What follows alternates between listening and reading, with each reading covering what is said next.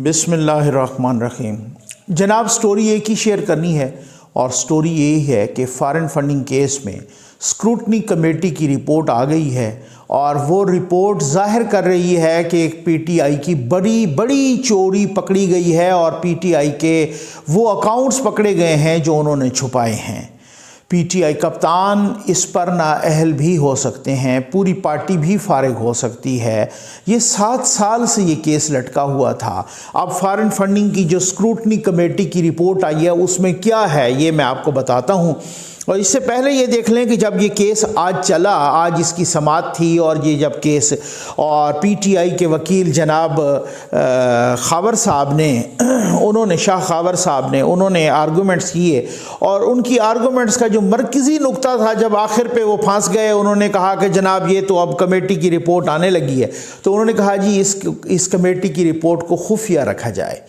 तो फिर तब भी election commission, chief election commissioner ने, जो कि 3 रुकनी बेंच उनकी समाअत कर रहा था इस केस की, तो चीफ इलेक्शन कमिश्नर ने राजा सिकंदर सुल्तान साहब ने कहा कि इसको कैसे हम खुफिया रख सकते हैं, ये कोई इन कैमरा इजलास तो है नहीं।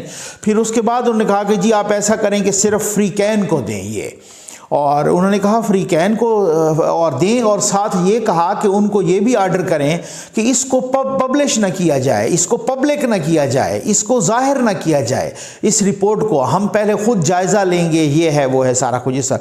तो तब भी वो नहीं माने। उन्होंने कहा ये हम कैसे आर्डर कर सकते हैं कि वो आप फ्री कैन को दें और उनको साथ ये पाबंद करें कि आप किसी को दिखाएं नहीं और कोई पब्लिक ना करें। तो इससे जाहिर होता था, वहीं पर भी पता चल गया कि दाल में कुछ काला नहीं बल्कि पूरी दाल ही काली है। और एक ऐसी सूरत हाल का सामना है पीटीआई को इस वक्त कि वो जाएं तो जाएं कहाँ। जहाँ जनाब बात यह है कि स्टेट बैंक ऑफ पाकिस्तान ने, यानी कि जो ऑटोनोमस इदारा है, और फवाद चौधरी साहब फरमा रहे थे कि और उसको इंडिपेंडेंट किया जा रहा है। अब तो वो खुद ही पता चल गया ना कि वज़ीर आज़म हाउस से भी इस पर तहफ़्फ़ुज़ात आ गए हैं। तो स्टेट बैंक जैसे इदारे ने कहा है कि पीटीआई के कुल 65 अकाउंट थे। कुल कितने अकाउंट थे? 65। और जनाब 65 अकाउंट के साथ उन्होंने कहा कि इन्होंने जाहिर किए सिर्फ 12, 53 अकाउंट इन्होंने खुफिया रखे। अब आप ये हद हो गई है। वैसे 53 अकाउंट पीटीआई ने, 53 अकाउंट जो कहते हैं ना, जो अभी 2 दिन पहले कह रहे थे कि आपके वजीर आजम तो ब्रांड हैं, ठीक हो गया ना, वो कोई डाकू चोर नहीं है। वो एक तकरीब से खिताब करते हुए खान साहब कह रहे थे आपके वजीर आजम तो ब्रांड है, वो कोई डाकू चोर नहीं है। अब वही ब्रांड के 53 अकाउंट जो है ना खुफिया पकड़े गए और उनमें तकरीबन कोई 31-32 करोड़ की अमाउंट है जो कि जाहिर नहीं की गई।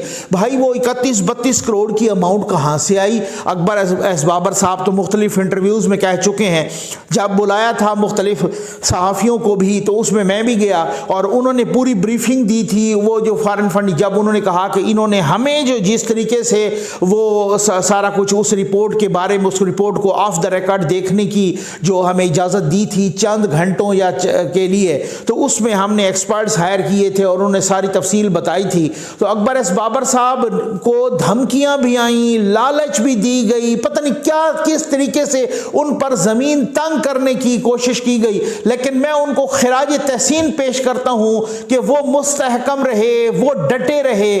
उनको क्या उसमें अगर आप यकीन कीजिए कि अगर इस फॉरेन फंडिंग केस से पीछे हट जाते, मेरा ख्याल है जितना इल्ज़ाम था ना फॉरेन फंडिंग केस के ये फंडिंग में, इससे तो पता नहीं 10 गुना ज़्यादा उनको पीटीआई दे देती, उसको हुकूमत दे देती। तो अगर वो लालची इंसान होते, अगर वो कोई डर जाते, अगर वो कोई उनका कोई मफाद होता, तो उन्होंने तो अरबों रुपए लेकर साइड पे हो जाना था और उन्होंने केस ही वापस ले लेना था। उनको क्या था कि उनको केस जो है ना, उनके पास पूरी तफसील थी, वो सारा कुछ। लेकिन वो डटे रहे, वो बिके नहीं, वो झुके नहीं। वो एक इस तरीके, मैं समझता हूं कि आज जैसे उमर चीमा साहब ने भी कहा है कि ट्वीट किया कि जी वक्त ने अकबर एस बाबर को सादिक और अमीन साबित किया है, बिल्कुल ऐसे ही है। ये फॉरेन फंडिंग कहां से, ये क्यों छुपाया गया? क्योंकि पाकिस्तान के लाज में, इलेक्शन कमीशन के लाज में कोई भी पार्टी फॉरेन फंडिंग नहीं ले सकती। ठीक, अच्छा, इसके लिए ये होता है इसके लिए तरीकाकार ये है कि हर पार्टी एक रिपोर्ट जमा करती है इलेक्शन कमीशन ऑफ पाकिस्तान को, ठीक, और वो सालाना जमा करानी होती है, पहले इब्तदा में भी जमा कराते हैं। तो वो जनाब उस रिपोर्ट में पार्टी के सरबराह के दस्तखत होते हैं कि हमारी पार्टी ने किसी किस्म की कोई फॉरेन फंडिंग रिसीव नहीं की। अब पाकिस्तान तहरीक इंसाफ के सरबराह हैं जनाब चेयरमैन इमरान खान साहब, जो आज वज़ीर आज़म पाकिस्तान हैं, और उनके दस्तखत मौजूद हैं उस पर, ठीक है ना, उस रिपोर्ट पर कि जो इलेक्शन कमीशन ऑफ पाकिस्तान में जमा हुई है कि मेरी पार्टी ने किसी किस्म की कोई फॉरेन फंडिंग। वसीम बदामी साहब के साथ एक इसराइली नेशनल ने भी ये एडमिट किया हुआ है, उनके शो में ये माना हुआ है कि इसराइल से भी फंडिंग हुई है, भले वो जितनी हुई है, ठीक है ना, थोड़ी हुई है, कम हुई है, इसराइल से भी फंडिंग हुई है। इसी तरीके से कुछ सोर्सेज बता रहे हैं इंडिया से भी फंडिंग हुई है पीटीआई को, इसी तरीके से बाकी जगहों से भी फंडिंग हुई है। ये तो अब बात खुल गई है ना, ये तो बहुत दूर तक जाएगी ना। अच्छा, वो उस रिपोर्ट में दस्तखत होते हैं कि हमारी पार्टी ने किसी किस्म की कोई फॉरेन फंडिंग नहीं ली, और अगर ये फॉरेन फंडिंग फिर साबित हो जाती है, और ख़ास तौर पे ममनुआ फंडिंग, और जो इसराइल से हो, और जो इंडिया से हो, और जो अमेरिका से हो, और जो यूरोप से हो, और जो बाकी मिडिल ईस्ट से कहीं से भी हो, और ये सारा कुछ जब ये साबित हो गया, और कोई नहीं, ये कोई किसी ने और नहीं पकड़े, ये वो वही वाली बात है कि खान साहब के चेहरे पर ईमानदारी का चढ़ा मेकअप का वो जो नकाब है, वो या मेकअप है, वो उतर गया है आज, ठीक है ना। अब वो कोई नहीं कह सकते कि भाई आपका वज़ीर आज़म तो ब्रांड है, वो तो कोई जो है ना, मतलब वो इस तरीके से चोर और डाकू नहीं है।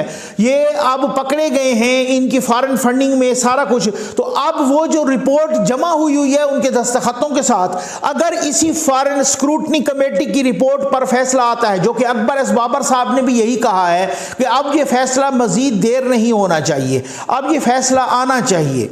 अब इस फैसले की देर ने पाकिस्तान को बहुत नुकसान पहुंचाया है। अगर ये फैसला, ये 7 साल से लटका हुआ है भाई, अगर ये फैसला इन टाइम आ जाता तो फिर मैंने अकबर एस बाबर साहब से उसी कॉन्फ्रेंस में, उसी तकरीब में एक सवाल किया था। मैंने कहा अकबर एस बाबर साहब, माशाल्लाह आपकी बहुत हिम्मत है, बहुत इस्तकामत के साथ आपने इस केस को चलाया, बहुत सब्र का दामन आपने नहीं छोड़ा, यानी उस वक्त की जब कोई उम्मीद ही नहीं थी। अब तो ये है ना कि अब तो टाइमिंग बढ़िया है ना, अब तो बहुत बातें हो रही हैं ना, अब तो अपोजिशन के साथ एक किस्म की जो है ना बातचीत चल रही है। कोई कह रहा है लंदन प्लान, कोई कह रहा है कुछ, कोई कह रहा है मार्च अप्रैल अहम है, कोई कह रहा है जनवरी फरवरी, अब तो बहुत सारी टाइमिंग अहम है ना। उस वक्त जब किसी के ख्वाब ख्याल में जब कोई इनका कोई बिगाड़ ही कुछ नहीं सकता, अकबर एस बाबर साहब अकेले उस वक्त भी तने तनहा इस्तकामत के साथ खड़े रहे। मैं उनकी इस्तकामत और जुर्रत को सलाम पेश करता हूं। तो जनाब बात यह है कि मैंने उनसे सवाल किया था, मैंने कहा अकबर एस बाबर साहब आप मुझे ये बताएं कि ये जो जितना कुछ फॉरेन फंडिंग केस, तो आप समझते हैं कि यहाँ पर इतनी पता नहीं कितनी दफ़ा तो उन्होंने अपने वकील बदले, आधे दर्जन से ज़्यादा दफ़ा, पता नहीं कितनी दफ़ा उन्होंने इल्तवा ली, पता नहीं कितनी मुतादिद दर्जनों बार इल्तवा ली केस में, और इस तरीके से चुपने। पहले तो उन्होंने कहा कि ये सुन ही नहीं सकता केस इलेक्शन कमीशन, फिर कोर्ट चले गए, कोर्ट से इनको हजीमत हुई, उन्होंने कहा जी सुन सकते हैं। तो बहरहाल वो लंबी बात है। तो मैंने अकबर एस बाबर साहब से कहा, मैंने कहा आप सिर्फ ये इनको जिम्मेदार समझते हैं कि जो पीटीआई है या पीटीआई के वकला हैं या जो अदालती निज़ाम है या इस तरह की चीज़ें हैं, स्क्रूटनी कमेटी है या इलेक्शन कमीशन है, इनको सिर्फ जिम्मेदार समझते हैं कि आपका केस 7 साल तक चलता रहा। लेकिन कुछ या कोई ऐसा भी है कि कोई और खुफिया इशारे भी थे इस केस को लटकाने में और इस केस को जो है ना लंबा करने में। तो अकबर एस बाबर साहब समझ गए, उन्होंने बड़ा लंबा चौड़ा जवाब दिया। उन्होंने कहा नकवी साहब बात यह है, मैं आपकी सारी बात समझ गया हूँ, आपका जिन की तरफ आपका इशारा है। तो ये बिल्कुल कौन कह सकता है कि ये हमारे मुल्क में कैसे हो सकता है कि अगर ये इस तरह के खुफिया इशारे ना हों और ये केसेस। लेकिन अब मसला ये है कि बहुत सारी फिर मुश्किलात भी होती हैं पाकिस्तान में रहते हुए। तो बात ये है कि बात ये है कि अब जो स्क्रूटनी कमेटी की रिपोर्ट आई है, तो क्या ये खुफिया इशारे वो उठने लगे हैं, खुफिया हाथ उठने लगे हैं, वो उंगली जो कभी उठी थी वो बैठ गई है एम्पायर की, ठीक है ना। तो बात ये है कि अब उसके बाद क्या होगा अगर ये इसी फॉरेन फंडिंग केस जो स्क्रूटनी कमेटी की रिपोर्ट आई है, और स्क्रूटनी कमेटी की रिपोर्ट में जो स्टेट बैंक ऑफ पाकिस्तान, इसको फर्दर इस पे मैं करूंगा जरूर, और स्क्रूटनी कमेटी की रिपोर्ट पर जो जिस तरीके से ये कहा गया है कि स्टेट बैंक ऑफ पाकिस्तान ने कहा है कि 65 इनके टोटल बैंक अकाउंट हैं, जिसमें से 53 इन्होंने छुपाए हैं। उन 53 में उन्होंने जो है ना 31-32 करोड़ रुपए की अमाउंट भी छुपाई है। भाई क्यों छुपाई है? अगर आपकी फंडिंग सेफ है, साफ शफाफ है, कोई आपने गलत काम नहीं किया, कोई किसी चीज के पीछे तो क्यों छुप रहे हैं आप क्यों कह रहे हैं इनको खुफिया रखें? आपने अकाउंट्स को खुफिया क्यों रखा? आप अगर चोर नहीं थे तो आपने उन अकाउंट्स को क्यों खुफिया? अब ये मामला बहुत अहम है, मैं समझता हूं बहुत अहमियत अख्तियार कर गया है, लेकिन फिर भी लोगों को शक है अकबर बाबर समेत कि क्या पता कि इस पर अब भी कोई इस तरह के साए पड़ जाएं, कोई किसी आसेब का साया पड़ जाए, इस किसी पर किसी का इशारा लग जाए, किसी की कोई उंगली उठ जाए, किसी की कोई जो है ना अंपायर का हाथ हो जाए, कुछ भी हो कुछ किसी तरीके से। या क्या ये ऐसा तो नहीं है कि स्क्रूटनी कमेटी की रिपोर्ट ये जारी करके एक तरह से कोई धमकी दी जा रही है कुछ मनवाने के लिए, या कुछ बहुत सारे सवालात हैं। अब ये देखें कि 15 दिन के लिए मुलतवी हो गई है ये समात, और उसके बाद ये समात होगी, और अब तो बहुत कुछ खुल के सामने आ गया है। अगर ये साबित हो गया कि ये ममनुआ फंडिंग हुई है, तो जिस पार्टी के सरबराह के दस्तखत हैं कम से कम उसको तो फारिग समझे ना, पूरी पार्टी भी हो सकती है फारिग। मामला इतना सादा नहीं है, मामला और ये बहुत ही ओपन एंड शट केस है। इसमें मैं समझता हूं ना कि एक 3 दफा का इलेक्टेड प्राइम मिनिस्टर अगर वो बेटे से तनख्वाह न लेने के जुर्म में नाअहल हो सकता है, यानी ख्याली तनख्वाह पर अगर वो ताहयात नाअहल हो सकता है, तो फिर 53 अकाउंट छुपाने वाला और 31-32 करोड़ रुपए की ममनुआ फंडिंग छुपाने वाला वजीर आजम या उस पार्टी का सरबराह वो नाअहल क्यों नहीं हो सकता? उम्मीद है आपको वीडियो पसंद आई होगी। आपका बहुत बहुत शुक्रिया।